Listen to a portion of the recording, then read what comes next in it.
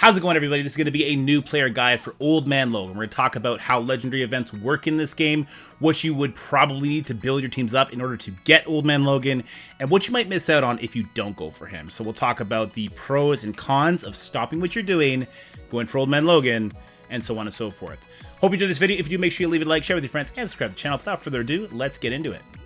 Alright, so the situation we currently find ourselves in, guys, is the Old Man Logan unlock requirements, the tags that we're allowed to use on the various nodes, do not mesh extremely well with the path we've set out so far, with unlocking certain legendaries and primarily focusing on raid teams. There is one section that lets us focus on raid teams, which is great, but the minimum investment needed for the unlocks is probably going to be around Gear Tier 14, which is level 75, ISO Green at least 5, probably no T4s are going to be needed, but that remains to be seen, right? I'm definitely going to be going for this on my baby account, but this is a decision you need to make, because straying from what you've been doing to work on a random, I don't know, 10, 11, maybe up to 12 or 13 characters is going to be tough.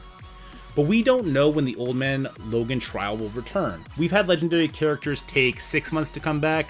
Omega Red, I think, took nearly a year to come back, so if we don't unlock him now, we don't know when the next chance is going to be. And because of that, we don't know where his place in the meta is going to be. He could be very, very impactful in the arena. In Crucible, he's obviously going to be impactful in War. So to straight up just skip this character, that's going to be a deeply personal decision to make. If you want to just keep focusing on your raid teams and subsequently focus on maybe Apocalypse and Skrull, I think that's perfectly valid. But just know you might be giving up, 6 months of even having this character unlocked. This is going to definitely be a commitment, and keep in mind, we only have until May 24th in order to get this done. That's when the trial is going to begin. There's going to be about 10 days from that point on. So it's also important to look at your roster very unbiased and understand and figure out if you're even going to be capable of bringing the required characters, let alone the, quote-unquote optional characters, to an appropriate level to even be able to get this done.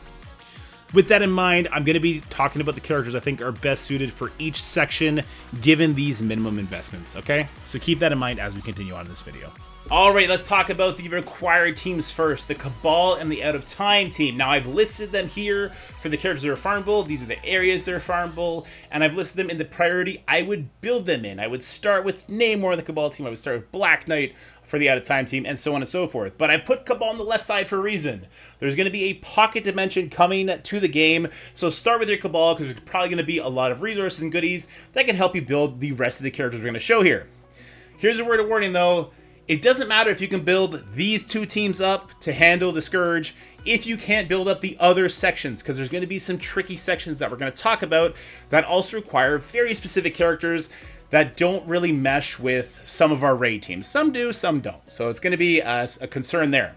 Also, if you weren't here for the release method for Starnak or Cosmic Ghost Rider or Black Knight, you may not have these characters even unlocked. That's going to be a problem. We've had trials in the past where you can go in with just 4 characters. We've had trials where you'd need to have 5.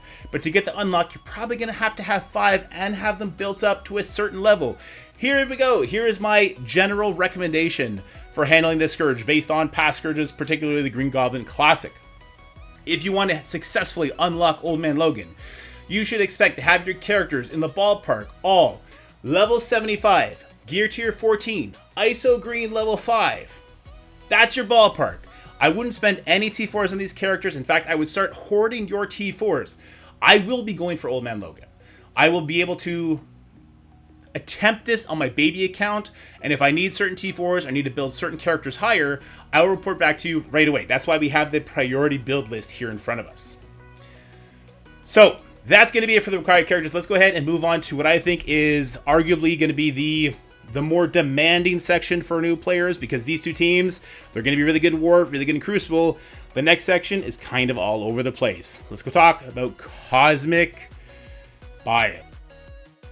Cosmic Bio is likely going to be the most difficult or frustrating section for newer players. If you're a veteran player, you're going to have these cheat code characters, right? You're going to have the Novas, you're going to have the Skrulls. And let's just look at Nova's kit real quick. You can see why he'd be a cheat code, right? So in War, there is going to be War Scourge active, the ability to activate Scourges anyway, where he's going to give deflex to self and all nowhere allies. Well, in this case, bringing in Nova with Cosmo and Korg becomes a no-brainer, and you probably walk over the section. His special in War clears revive once. It'll also put out trauma. It's unavoidable. Flips. It does a turn 1 stun. His ultimate is going to be the battlefield effect, where he gives a bunch of goodies to his members, and with the proper T4s will actually apply speed up to them as well. And then his passive, this is going to be the biggest one by having Nova, is in with the T4, of course. In War on spawn, he'll fill speed bar for self by 10% plus 15% per each nowhere ally. So he becomes an absolute catalyst for just early destruction and gaining control of nodes that you can snowball. And then Skrull is what Skrull is, right? Skrull is an amazing player. You'd probably put him as a healer in this section and just be able to walk through it. Unless they do something really mean, like put a Black Knight on the nodes. And if they put a Black Knight on the nodes, that's their way of saying, hope you have Nova, otherwise you're not going to get through this section. But there are some other good characters that I'm going to be trying to use because I do not have Nova or Skrull unlocked because they're just not really new player friendly. Starting with Photon. So Photon is a very good character. She makes our short list of teams to build after the raid teams with the Secret Defenders being pretty good.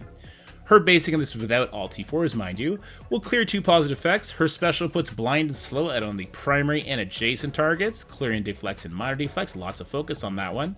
Her ultimate hits everybody, applying offense down, giving herself speed up and defense up. And her passive, well, she's got some nice self-sustain.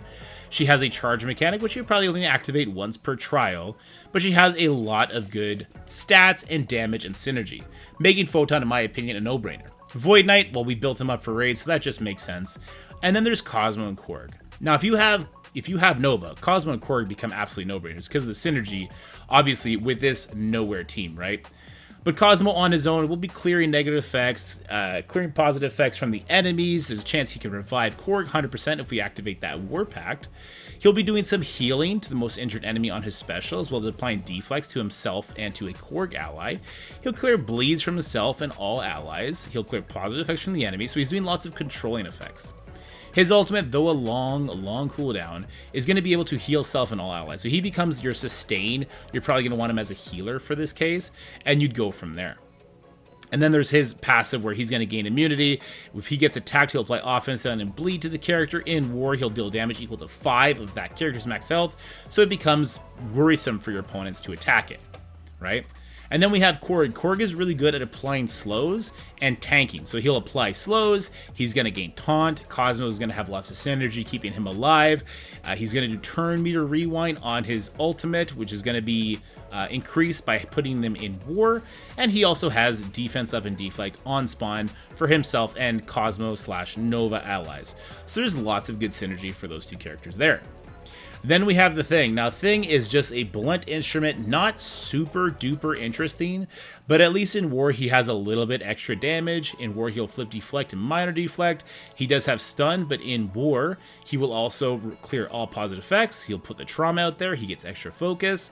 And then he will also be clearing bioprotector charges. So if there's a nasty Hulk on the node or a She-Hulk, he could help you make sure you're not getting all that flung back at you. Also, benefit of Thing is he's needed in the Green Goblin Classic trial as well as the Red Hulk trial, so there's a little bit of extra goodies there.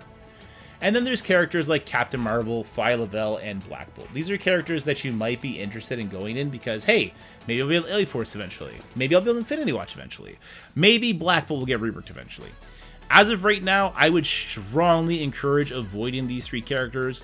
In fact, with the limited time we have now, it would probably be more beneficial to try and get other characters to help you unlock Nova. Now, to help you unlock Nova, you are, of course, going to need your Masters of Evil Quicksilver.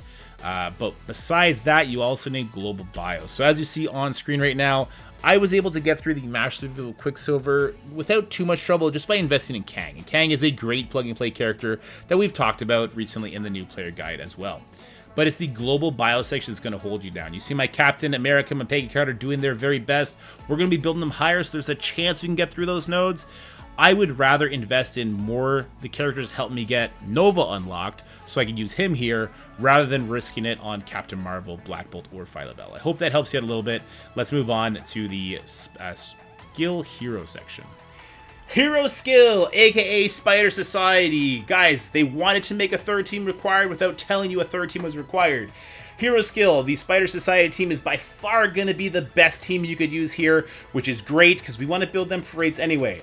So the idea to bring all these guys to gear tier 14, level 75, ISO green, You're going to go past these guys with ice to green eventually anyway into blue level 3, even blue level 4. So this is actually a good investment. This section is probably going to be super easy, barely an inconvenience. But if you're looking for a second team, you can try using Black Knight, Kestrel, Ronin, Mockingbird, Fury. Just make sure that your Black Knight leaves the node very healthy, which you can do by having a couple of these characters as healers. There's not much to talk about here, guys.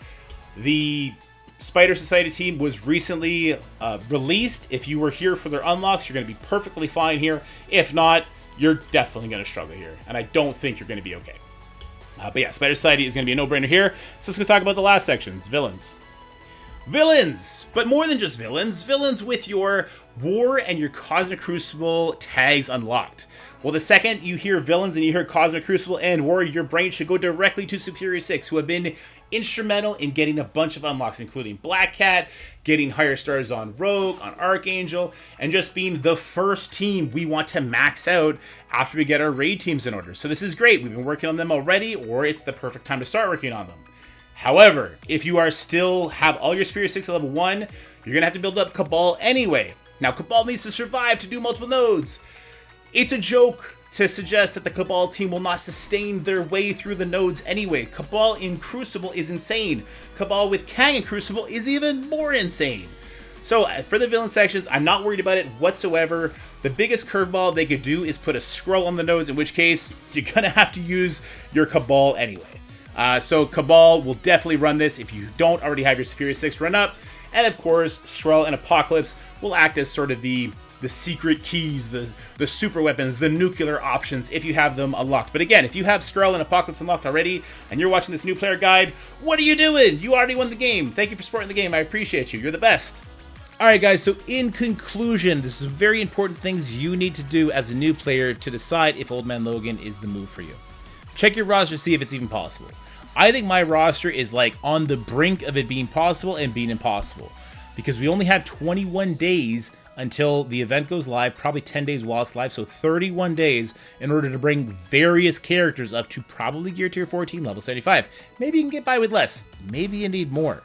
So you really need to understand if it's possible for your roster. Then you got to identify if this is the right move for you. Do you want to just keep working on your raid teams? Do you want to work on different Crucible teams, different war teams besides the Mercs for Money team? That's something you need to decide, but you do need to decide now. Because like I said, 21 days till the event starts, 10 days probably is going to be the runtime. That's not a lot of time to get these characters up. I will be doing this on my new player account. I think I'm like right on the brink where it should be possible if I put all of my resources into it now. I will of course be like detailing that journey with you guys, but again, if you don't start now, you're probably not going to be capable of getting this done. Because if you're spending resources between now and May 24th when the event goes live, you definitely won't have enough gold or training materials to get the required characters up, especially if you already haven't built up a bunch of Cosmic Bio characters or a bunch of the villain characters or the hero skill characters. We haven't started Spider Society yet. So this is going to be a deeply personal decision you need to make. I hope this doesn't stress you guys out. This is just kind of a reality about two times every year, legendary characters, and we go from there. Alright guys, hope you enjoyed the video. If you did, make sure you leave a like, share with your friends, and subscribe to the channel. But without further ado, stay happy, healthy, have fun, and I'll see you guys next time. Bye-bye. That's it for the video, guys. I hope you enjoyed it. If you did, make sure you like, share, and subscribe. Stay happy, healthy, have fun, and I'll see you in the next one.